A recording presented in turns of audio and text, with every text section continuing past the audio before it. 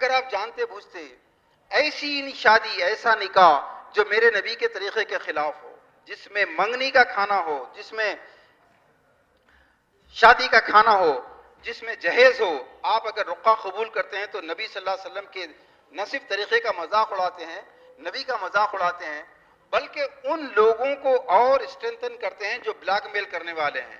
آپ سمجھ رہے ہیں کہ جس نے 10 کروڑ ابھی اپنی بیٹی کی شادی پہ خرچ کیا، اس نے خوشی سے کیا، یا وہ جو آٹو والا بیچارہ 1 لاکھ 2 لاکھ خرچ کر رہا ہے وہ مجبوری سے کر رہا ہے؟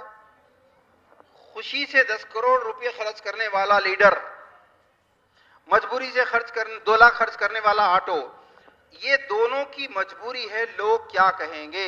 یہ اللہ کو نہیں مان رہا ہے، یہ شرک کر رہا ہے۔